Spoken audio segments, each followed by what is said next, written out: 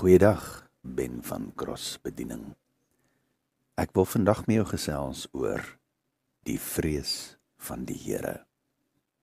Spreuke 19 vers 23 lees: Ontzag vir die Here lei tot lewe, en 'n mens gaan versadig slaap. Deur 'n ramp word hy nie getref nie. Hierdie vertaling kom uit die nuutste 2020 Afrikaanse Bybel. Terwyl die ou 1933 of 53 vertaling hierdie selfde vers gee as die vrees van die Here is tot die lewe. En die 1983 vertaling vertaal dit as wie die Here dien, se lewe is veilig. 3 verskillende vertalings, 3 verskillende beskrywings van die Hebreëse woord Yira. En hier is die punt waar mense die egtheid van die woord van God kan begin bevraagteken, maar sonder om in die verduideliking van hoe vertalings werk in te gaan, wil ek met sekerheid vir jou sê dat elkeen van hierdie vertalings korrek is in hulle eie reg. Die onderwerp van vertalings is nie ons fokus hier vandag nie, maar wat werklik die bedoeling is van die vrees van die Here. Nou voor ek die betekenis van hierdie woord verduidelik, is dit belangrik om die konteks te verkry oor hierdie woord en die God waarin ons glo. Ons begin hierdie studie na die betekenis van die vrees van die Here deur om eers te kyk na die geskiedenis van Israel. Nadat God Israel uit Egipte gelei het en aan hulle eie gebied beloof het, die beloofde land. Israel het die wonders van God beleef, deur onder andere die 10 plaae wat God oor Egipte gestuur het, sodat die Farao hulle uiteindelik moes vrylaat. Net vir Farao om hulle weer agterna te sit en God Israel beskerm deur hulle op droë grond deur die rivier te neem, maar die Egiptenare te laat omkom in die Jordaanrivier. Hierna het Israel 40 jaar rondgetrek in die woestyn en God het vir hulle water uit 'n klip gegee, manna in kwartels vir elke dag en lig wat hulle pad aanwys deur die nag en 'n wolkkolom deur die dag. Aan die einde van hierdie woestynreis het God aangekondig dat Israel 7 nasies te gaan kom wat groter en sterker as hulle was. En Israel mag ook nie met ander nasies gemeng het, sodat hul seuns en dogters met mekaar sou trou nie, en ook nie enige iets van hierdie nasies vir hulle self hou na 'n oorlog nie. Israel moes alles vernietig. God het beloof om hulle in elke aanslag teen hierdie 7 nasies 'n oorwinning te gee, maar hy het hulle ook gewaarsku om nie te dink dat dit hulle self is wat hierdie oorwinnings verkry het nie. Omdat Israel soveel kleiner is dit net deur God wat hierdie oorwinnings sou kom. Die Here het deur Moses en Aaron baie wette aangekondig, wat die Israeliete gewys het, wat dit is om deur hulle bestaan aan God eer te gee. Die tent van ontmoeting en die tabernakel was opgerig volgens baie spesifieke instruksie, en daar was verskillende soorte brandoffers wat gemaak moes word vir verskillende redes. Levitikus 1 tot 8 praat van brandoffers, graanoffers, maaltydoffers, sondeoffers en skuldoffers, elkeen met sy eie spesifieke reëlings en funksies, wie dit mag doen en vir wie dit is. Hierdie instruksies wat God aan die volk gegee het, moes tot die letter gevolg word. Nadat God al hierdie reëlings vir hierdie spesifieke offers bekend gemaak het deur Moses, was priesters aangestel om hierdie take te verrig, waaronder ook Aaron se seuns. Ek lees vanuit Levitikus 10 van vers 1 tot 3. Nadab en Abihu, seuns van Aaron, het elkeen sy vuurpan gevat en gloeiende kole daarin gesit. Hulle het wierook ook daaroor gegooi en dit vir die Here aangebied. Dit was egter ongeoorloofde vuur, omdat dit teen die bevel van die Here was. 'n Vuur wat van die Here afgekom het hulle verteer, en hulle het gesterf in die teenwoordigheid van die Here. Toe sê Moses vir Aaron, die Here het gesê, wie 'n offer vir my bring, moet besef dat ek heilig is. Sy ontzag vir my moet vir die hele volk duidelik wees. Aaron was sprakeloos. Nog so 'n skokkende gevolg lê in Numeri 25 van vers 1 tot 11. Terwyl Israel in Sittim oorgebly het, het die volk begin om met die Moabitiese vroue te hoereer. Die vroue het die volk na die offers van hulle gode genooi, en die volk het van die offers geëet en voor hulle gode in aanbidding gebuig. Toe Israel homself aan Baal Peor verbind, het die toorn van die Here teen Israel ontbrand. Die Here het vir Moses gesê, neem al die leiers van hierdie mense en hang hulle in die son aan pale vir die Here, sodat die brandende toorn van die Here teen Israel afgeweer word. Moses het vir die regters van Israel gesê, elkeen van julle moet sy manne wat hulle aan Baal Peor verbind het, doodmaak. Juis toe kom 'n Israelitiese man en bring 'n Midianitiese vrou na sy volksgenote, en dit voor die oë van Moses en die hele volksvergadering van die Israeliete, terwyl hulle by die ingang van die tent van ontmoeting staan en huil. Toe Pinias, seun van Eleazar, seun van die priester Aaron, dit sien, het hy daar in die volksvergadering opgestaan en 'n steekspies gevat. Hy het agter die Israelitiese man in die vroue tent ingegaan en hy het albei deurboor, die Israelitiese man en die vrou, tot in haar maag. Die plaag onder die Israeliete het toe opgehou. Die wat deur die plaag gesterf het, was 24.000. Die Here het met Moses gepraat en gesê, Pinias, seun van Eleazar, seun van die priester Aaron, het my woede van die Israeliete weggekeer, deurdat hy onder hulle sy ywer getoon het vir my heilige jaloesie, sodat ek nie die Israeliete in my heilige jaloesie vernietig het nie. In hierdie twee teksverse het ons twee gebeure. Een waar Aaron se seuns gedink het hulle doen iets vir die Here uit hulle eie uit, en hulle was met vuur verteer. En die tweede was dat die mans van Israel gemeng het met die vroue van die Moabiete, hulle met 'n plaag getref was deur die Here, wat die dood van 24.000 van hulle veroorsaak het. En natuurlik die aksies van Pinias wat dit tot 'n einde gebring het, maar ook die opdrag van die Here wat baie spesifiek sê dat die leiers van Israel hierdie mense aan pale moet hang in die son vir die Here, sodat die brandende toorn van die Here afgeweer sal word. En dan praat dit hier ook van God se heilige jaloesie. Nou in Deuteronomium 10 vra die Here dat Israel hulle harte moet besny.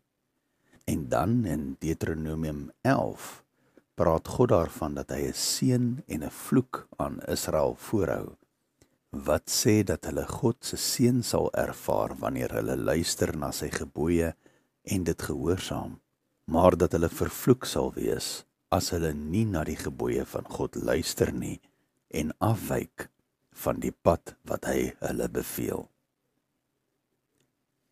As God dieselfde is, gister, vandag en tot in ewigheid, soos wat dit staan in Hebreërs 13 vers 8, wat sê dit oor hoe ons vandag God hanteer in ons samelewing, ons kerke, ons huise en selfs ons binnekamer? Wat sê dit oor hoe ons God aanbid, hoe ons hom aanspreek of hoe ons oor hom praat met ander? Hierdie gebeure vanuit die eerste paar boeke van die woord van God is tog 'n aanduiding van wie God is en wat dit beteken om God te vrees. Dit sê ons iets van God se karakter en heiligheid teenoor ons eie gedagtes, optrede en woorde. En dit gee ook perspektief aan Jesus se woorde in Matteus 7 vers 21 wat lees: Nie almal wat vir my sê, Here, Here, sal ingaan in die koninkryk van die hemele nie, maar net diegene wat die wil doen van my Vader in die hemele.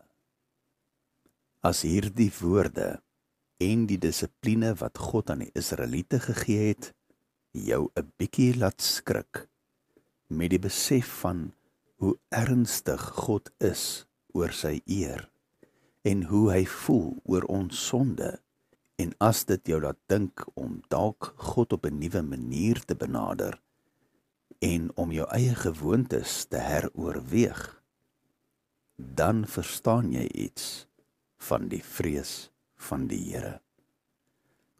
Dit wil vir my voorkom of die Here Israel in daardie tyd, nadat hulle bevry was uit Egipte, vir Israel moes kondisioneer, hulle gedagtes deur wonderwerke, instruksie en dissipline gevorm het, sodat hulle eksklusief aan hom kan behoort. En vir die Here om, nadat Israel uit Egipte gelei is, ook Egipte uit Israel te kry. En as ek dit deurtrek na vandag toe, dan wonder ek, hoeveel van Egipte is nog binne in myself? Die Here het Israel gewaarsku. Indien hulle nie die Here se gebooie sou nakom nie, sou hulle ook vergaan soos die goddelose nasies. As 'n mens kyk na wat dit is wat die Here by Israel gesoek het, is dit duidelik dat hy hulle harte wou hê, soos dit ook opgeteken is in Deuteronomium 6 vers 4 tot 9. Luister Israel, die Here is ons God, die Here alleen. Jy moet die Here jou God met hart en siel lief hê en met al jou krag. Die vrees van die Here word verduidelik deur die betekenis van die Hebreëse woord Yarei. Nou, daar is 4 betekenisse van hierdie woord. Dit beteken om te vrees of bang te wees, om skrik gemaak te word, om ontzag te hê vir die Here of 'n diepgaande respek en 'n gevoel van erkenning, en laastens iets wat iets teweegbring of veroorsaak. Nou, alhoewel die 1933, 53, die 1983 en selfs die 2020 vertalings elke keer net een van hierdie woorde gebruik, wanneer ek kyk na die gebeure wat opgeteken is oor Israel in die eerste paar boeke van die Bybel, dan sien ek 'n logiese gevolgtrekking, dat nie een van hierdie woorde voldoende is om die geweldige impak van hierdie betekenis te beskryf nie, maar eerder al 4 van hierdie betekenisse saam. Met ander woorde, om God te vrees, beteken ons moet 'n duidelike besef hê van sy almag en heilige karakter en dat ons behoort bang te wees om verkeerd in sy teenwoordigheid op te tree. Ons moet skrik vir die feit dat die sonde in ons totaal onaanvaarbaar is vir 'n heilige God. Ons moet 'n diep respek vir God hê in ons gedagtes, harte, in ons aksies en reaksies op wat met ons of rondom ons gebeur. En hierdie besef en hoë agting vir God moet ons rigting verander, sodat ons sal doen wat hy van ons vra. En dit is hier waar die tekkie die teer tref. Net soos Aaron se kleinseun Pinias, die Israelitiese man wat die Moabitiese vrou vir homself gaan neem het voor hulle gaan doodmaak het, en so God se heilige jaloesie versadig het, sodat die Here die plaag oor die Israeliete gestop het. Net so het Jesus se kruisiging daardie heilige jaloesie van God en die Here se regmatige vergelding, toorn en woede wat teenoor elkeen van ons se sonde brand, op homself geneem, sodat God ons nie sal vernietig nie. Dit beteken geensins dat ek en jy net kan doen wat ons wil, met die vervulling van die wet wat Jesus gebring het en die vryheid wat saam met dit kom nie. Inteendeel, ons wat gered is, het die taak om steeds te doen wat reg is in die oë van die Here. Want alhoewel die tye verander het en ons onder 'n nuwe verbond staan, dank die Here daarvoor, met die genade van die kruisdaad wat ons vrymaak van die gevolge van God se wet, het God self nie verander nie. Hy is steeds heilig en kan sonde nie verdra nie. Hy verwag steeds dat ons onsself moet afsonder vir hom en heilig lewe. Luister wat sê Kolossense 3 vers 1 tot 3. As julle dan saam met Christus opgewek is, streef na dit wat daarbo is, waar Christus aan die regterhand van God sit. Bedink die dinge daarbo, nie die dinge op aarde nie. Julle het immers gesterf, en julle lewe is saam met Christus verborge in God. Wanneer Christus verskyn, hy wat julle lewe is, sal julle ook saam met hom in heerlikheid verskyn. Daarom moet julle daardie deel van julle wat op aarde gerig is, doodmaak. Onsedelikheid, onreinheid, welis en slegte begeertes, en ook gierigheid wat afgodsdiens is. As gevolg van sulke dinge kom die toorn van God oor die seuns van ongehoorsaamheid. Ook julle het vroeër daaraan meegedoen, toe julle nog onder hulle geleef het. Kan jy sien dat die toorn van God teenoor sonde nie verby is nie? Maar raak van al hierdie dinge ontsla, woede, driftigheid, kwaadwilligheid, lastering en onwelvoeglike taal wat uit julle mond kom. Moenie vir mekaar lieg nie, aangesien julle die ou mens en sy gewoontes uitgetrek het en die nuwe mens aangetrek het, wat tot volle kennis en na die beeld van sy Skepper vernuwe word. By die nuwe mens is daar nie onderskeidings soos Griek of Jood, besnedene of onbesnedene, barbaar of sketeer, slaaf of vry persoon nie, maar Christus is alles en in almal. En luister wat sê 1 Petrus 1 vers 14. As gehoorsame kinders moet julle nie lewe in ooreenstemming met julle natuurlike begeertes van vroeër, toe julle nog sonder kennis was nie. Inteendeel, soos hy wat julle geroep het, heilig is, moet julle in julle hele lewenswandel heilig wees. Daarom staan daar geskrywe, wees heilig, want ek is heilig. Die vraag wat ek vandag aan jou stel, is dit: besit jy die vrees van die Here? Het jy waarlik hierdie diep ontzag en respek en liefde vir God? En wys dit in jou gedagtes, jou taal en in jou dade? Laat jy toe dat die woord van God jou kondisioneer, Egipte uit jou uithaal en jou totaal laat verander?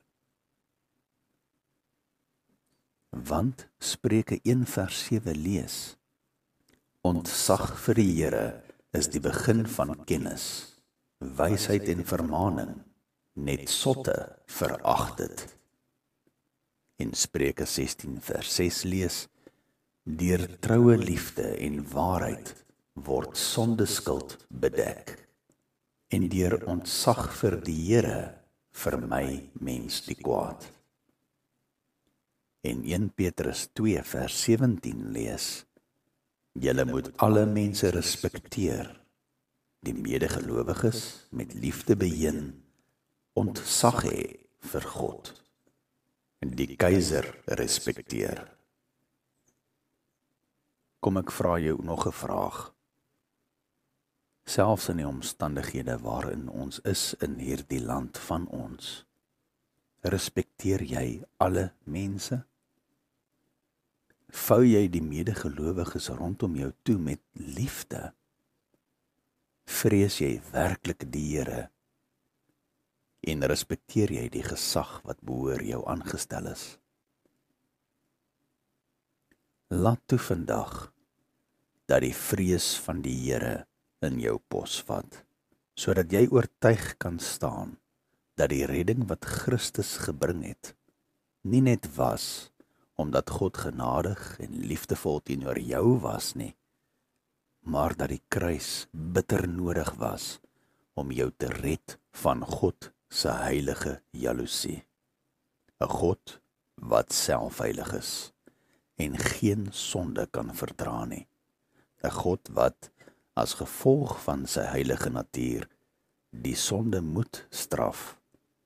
'n God wat vir jou en my 'n weg gebaan het deur Jesus Christus, sodat ons vry van die dood kan wees. Hy staan vandag by jou deur en klop. Kom ons bid saam. Here God, dankie dat U deur die Bybel en deur U Heilige Gees ons 'n geweldige besef gee van die vrees van die Here. Dankie dat ons vandag die geleentheid het om te kan erken dat sonder U heilige, jaloerse begeerte om ons ook heilig voor U te kan laat staan, en sonder U ingryping na ons verstand, sodat ons iets kan insien van U almagtige, heilige en vreesaanjaende karakter, sou ons net beperkte oortuiging gehad het oor ons sonde. Maar Here, nou dat ons kan begryp hoe ernstig hierdie saak van ons sondige natuur voor U is, kan ons ook besef wie U is en tot ware bekering kom, wat lei na ware waardering vir wat U vir ons gedoen het. Wat ons kan dryf om voor U 'n heilige lewe te lei. En Here, soos Jesaja 64 vers 8 sê, maar nou Here, U is ons Vader, ons is die klei, en U is die pottebakker. Ons almal is die werk van U hande. Vergewe ons, Here, en maak ons nuut vandag. Skenk ons die insig en die wysheid wat net van U afkom, sodat ons U deur elke besluit wat ons maak kan eer. Here, ons wil U lief hê met ons hele hart, siel, verstand en al ons krag. Help ons, Here. Ons loof en prys U wonderlike en heilige naam. En ons bid al hierdie dinge in Jesus se kosbare en heilige naam alleen. Amen.